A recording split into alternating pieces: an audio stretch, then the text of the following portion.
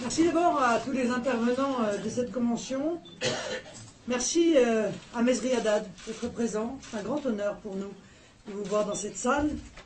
Merci aux membres du collectif Banlieue Patriote pour la qualité de leurs propositions, et en tout cas celles que j'ai pu entendre.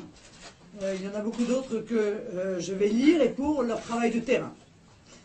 Je suis heureuse que nous puissions prendre le temps avant la campagne de parler d'un sujet aussi délicat que celui de nos banlieues, en ayant le temps de développer honnêtement nos idées et en évitant toute caricature.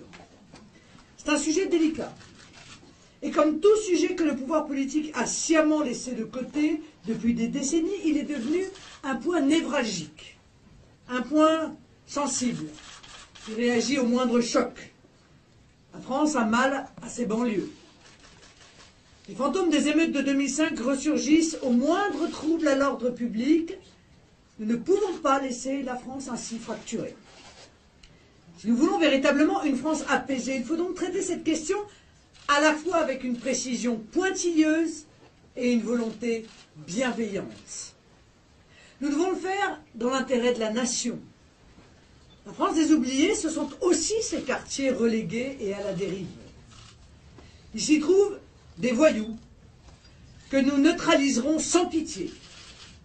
Mais il s'y trouve aussi et surtout des Français abandonnés, qui n'ont pas pour eux les masses d'argent de la politique de la ville pour une raison simple: cet argent est gaspillé dans le clientélisme. On a laissé partir à volo les banlieues de nos villes. Pire encore, certains politiques se sont nourris de cette décomposition en vrais charognards. Certaines puissances étrangères aussi. Le clientélisme y est roi, plus que dans toute autre partie de la France. Ajoutez à cela le communautarisme, la radicalisation religieuse et le chômage de masse, et vous disposez donc d'une véritable bombe. Et quand vous êtes face à une bombe, vous avez deux solutions. Soit vous essayez de la désamorcer, soit vous la faites exploser. Les autres dirigeants politiques qui ont abandonné l'idée même de nation française ont décidé de la faire exploser. Je suis la seule, en réalité, qui veut la désamorcer. Je suis la seule qui veut éviter le chemin du pire et qui veut proposer une voie d'apaisement.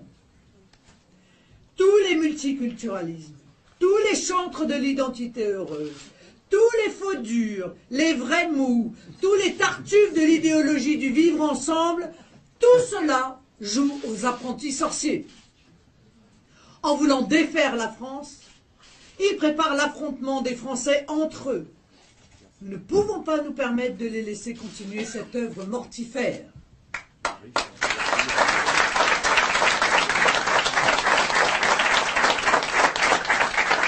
C'est pour rétablir la paix civile, qui est le bien le plus précieux d'une nation, que nous devons prendre à bras le corps le problème des banlieues françaises. Notre plan est simple. Il comprend 3 volets.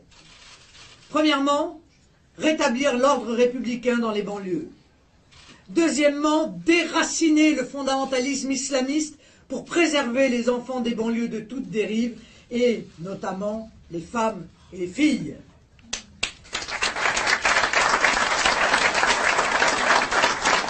Troisièmement, ouvrir de nouvelles perspectives de développement économique à cette jeunesse pour qu'elle participe à la prospérité de la France de demain. Commençons par le rétablissement de l'ordre, sans lequel, je le dis clairement, rien n'est possible. Mon objectif consiste à retranscrire ce que je nomme le vivre en paix dans nos quartiers. Certaines banlieues sont devenues des zones de non-droit, vous le savez, où l'on n'applique plus la loi de la République. Les premières victimes de cet état sont les habitants de ces mêmes banlieues, souvent terrorisés par les caïds qui font régner la loi du plus fort. L'État a abdiqué devant cette menace. Il ne se donne plus les moyens de protéger les Français. Je rappelle ce chiffre connu de tous, mais pourtant toujours ahurissant. Nicolas Sarkozy a supprimé 12 500 postes de policiers sous son mandat. Ce même Nicolas Sarkozy qui, sur RMC, il y a quelques jours, disait être fier d'avoir supprimé des postes de policiers en temps de crise parce que cela prouvait qu'il était un homme responsable. Vous voyez, il est fier de ses fautes. Il suffit pourtant d'un gramme de bon sens. Faut comprendre qu'en temps de crise, la sécurité est la dernière chose sur laquelle il faut faire des économies. Et ce n'est pas François Hollande qui a changé quoi que ce soit à cette hémorragie, puisque sur les 9000 postes qu'il avait promis, il en a pourvu 390. Du côté de nos forces de douane, le constat est tout aussi catastrophique. 4000 postes supprimés sur les 10 dernières années.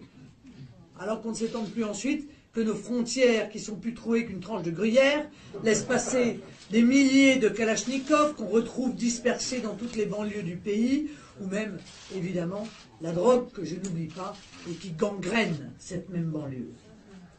Le rétablissement de nos forces de police et de nos forces de douane est donc la condition sine qua non de toute résolution du problème de la sécurité dans nos banlieues. À cela s'ajoutent d'autres mesures immédiates, comme la présomption de légitime défense pour les policiers, que nous réclamons depuis déjà avant 2012, non, parce que certains viennent de découvrir le concept, qu'ils maîtrisent d'ailleurs, il faut bien le dire, assez mal. Mais également l'application réelle des peines de prison inférieures à 5 ans. Je rappelle que les peines de 5 ans qui ne sont pas appliquées, c'est la corresponsabilité Taubira Dati. Dati a commencé et Taubira a continué. L'État, contrairement à ce que disent certains, ne doit pas seulement arrêter de reculer, il doit avancer. Il doit restaurer l'ordre.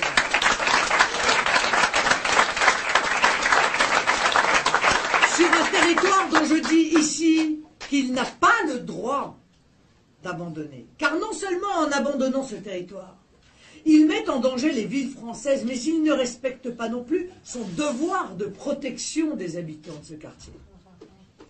Après le rétablissement de l'ordre, sans lequel tout futur est inenvisageable, il faut creuser plus profondément jusqu'à la racine du mal. Il faut déraciner cette idéologie qui gangrène les banlieues et qui se nourrit de la faiblesse humaine, l'idéologie salafiste. Le salafisme ne naît pas par génération spontanée. Il a des relais, il a des porte-voix, il a des financements. Les banlieues françaises n'étaient pas destinées à devenir le terreau du radicalisme. Et elles ne sont pas destinées à le rester. Pour préserver la jeunesse de nos banlieues de cette lobotomie, qu'est le salafisme et tous ses dérivés, il faut la préserver de ces relais de la haine. C'est, mes amis, une bataille idéologique qu'il faut mener. Nous devons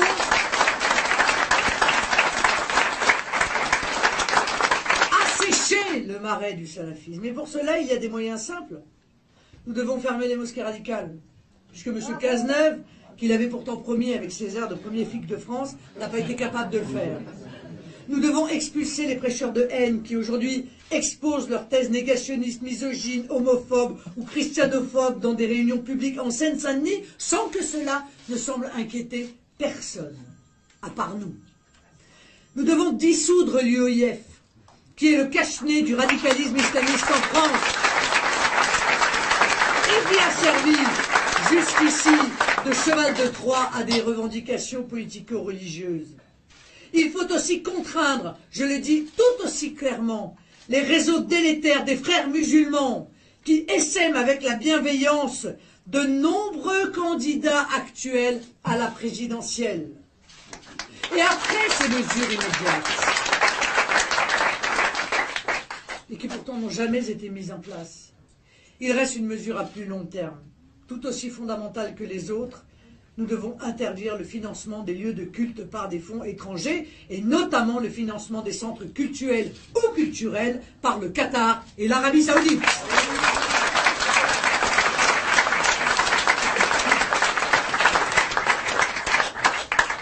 Bien sûr, ceci devra se faire également en luttant contre la corruption de certains élus locaux, qui rendent possible par leurs agissements l'infiltration de ces puissances étrangères sur le territoire national.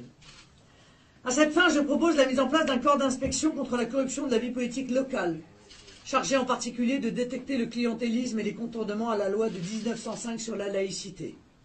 Je le répète, les banlieues ne sont pas destinées à rester des viviers du radicalisme, ce n'est pas une fatalité. Nous pouvons faire sortir la jeunesse des banlieues des griffes de l'idéologie. Nous pouvons leur redonner un avenir français. Et pour cela, il faut tarir la source du problème Et qui, de mieux pour cet objectif, que de recréer à terme un nouveau service national pour nos jeunes filles et garçons, évidemment à partir d'une armée rétablie dans ses moyens et remise au cœur de la formation du citoyen.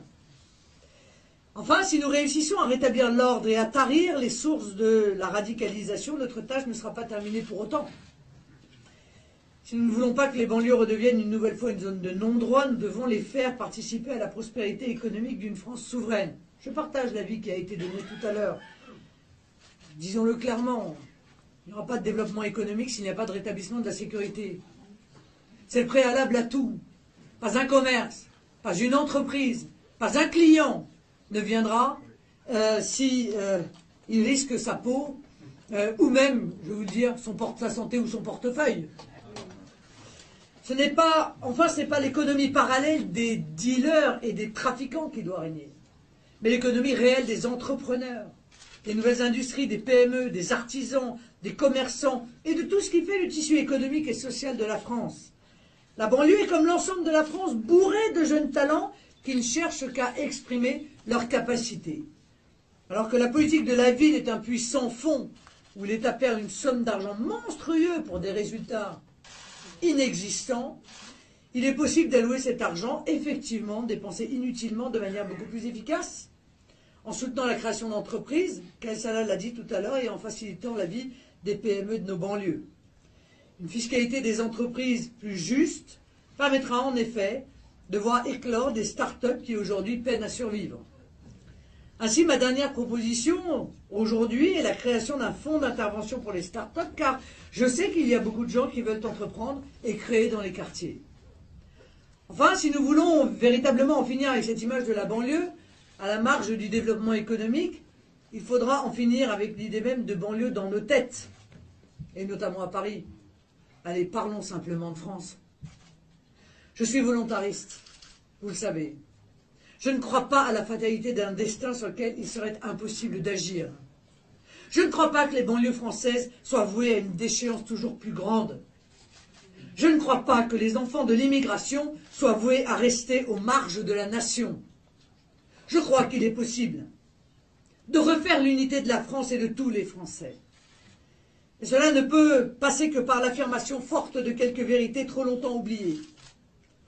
La nation est le cadre intangible dans lequel nous pouvons agir. Et abandonner ce cadre est une voie sans issue. Deuxièmement, l'ordre est la condition de la prospérité économique et celle-ci doit être soutenue. Enfin, l'amour de la France est le fondement de toute vie collective pacifique. Ces vérités sont simples, mais ce qui est simple n'est pas forcément facile. Nous n'avons pas choisi la voie de la facilité, mais nous avons choisi la voie de l'action, donc de l'espoir, et il faut nous en rendre dignes. Vive le collectif Banlieue Patriote, vive la République et vive la France.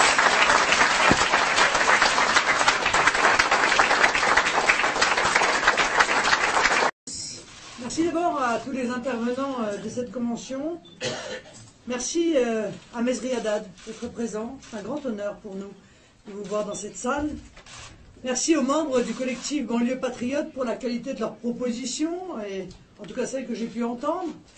Il y en a beaucoup d'autres que je vais lire, et pour leur travail de terrain. Je suis heureuse que nous puissions prendre le temps avant la campagne de parler d'un sujet aussi délicat que celui de nos banlieues, en ayant le temps de développer honnêtement nos idées et en évitant toute caricature. C'est un sujet délicat. Et comme tout sujet que le pouvoir politique a sciemment laissé de côté depuis des décennies, il est devenu un point névralgique, un point sensible, qui réagit au moindre choc. La France a mal à ses banlieues. Les fantômes des émeutes de 2005 ressurgissent au moindre trouble à l'ordre public. Nous ne pouvons pas laisser la France ainsi fracturée. Si nous voulons véritablement une France apaisée, il faut donc traiter cette question à la fois avec une précision pointilleuse et une volonté bienveillante. Nous devons le faire dans l'intérêt de la nation. La France des oubliés, ce sont aussi ces quartiers relégués et à la dérive. Il s'y trouve des voyous que nous neutraliserons sans pitié. Mais il s'y trouve aussi et surtout des Français abandonnés, qui n'ont pas pour eux les masses d'argent de la politique de la ville pour une raison simple, cet argent est gaspillé dans le clientélisme. On a laissé partir à volo les banlieues de nos villes. Pire encore, certains politiques se sont nourris de cette décomposition en vrais charognards. Certaines puissances étrangères aussi. Le clientélisme y est roi, plus que dans toute autre partie de la France. Ajoutez à cela le communautarisme, la radicalisation religieuse et le chômage de masse, et vous disposez donc d'une véritable bombe. Et quand vous êtes face à une bombe, vous avez deux solutions. Soit vous essayez de la désamorcer, soit vous la faites exploser. Les autres dirigeants politiques qui ont abandonné l'idée même de nation française ont décidé de la faire exploser. Je suis la seule, en réalité, qui veut la désamorcer. Je suis la seule qui veut éviter le chemin du pire et qui veut proposer une voie d'apaisement.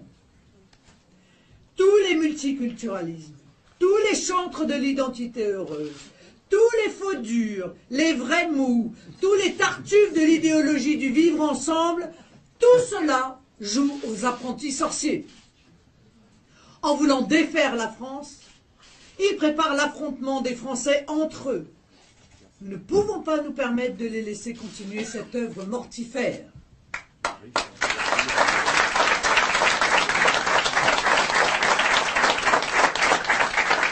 C'est pour rétablir la paix civile, qui est le bien le plus précieux d'une nation, que nous devons prendre à bras le corps le problème des banlieues françaises. Notre plan est simple. Il comprend 3 volets. Premièrement, rétablir l'ordre républicain dans les banlieues. Deuxièmement, déraciner le fondamentalisme islamiste pour préserver les enfants des banlieues de toute dérive, et notamment les femmes et les filles.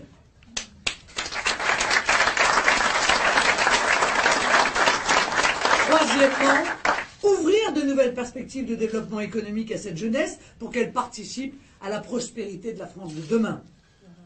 Commençons par le rétablissement de l'ordre, sans lequel, je le dis clairement,